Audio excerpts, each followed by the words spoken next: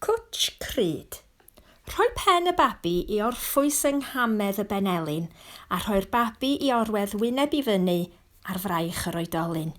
Gyda babi ifanc, mae'n bwysig cadw'r symudiadau'n fach a chadw'r babi yn agos at wyneb yr oedolyn. Mae babi yn cyfathrebu o hyd a bydd yn dangos os nad yw'n gyffyrddus.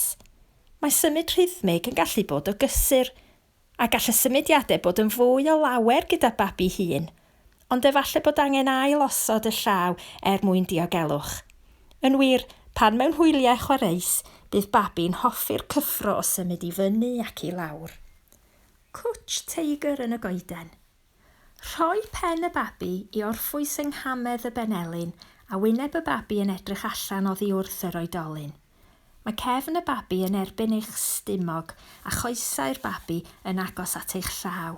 Mae eich braich yn dod dros ysgwydd eich babi ac yn croesi'r corff.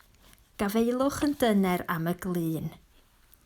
Mae posib rhwbio'r bol efo'r llaw sy'n rhydd neu gellir mwyddo'r cefn. Rydym yn cadw babi newyddianedig yn agos iawn at ein corff a'r symudiadau'n fychan bach. Mae cwtch teigr yn y goeden yn gysurus ac yn gallu helpu leddfu ac esmwytho adlif neu colig. Mae'n ffordd o gyflwyno amser ar y bol sy'n ymarfer bwysig ar gyfer datblygiad corfforol.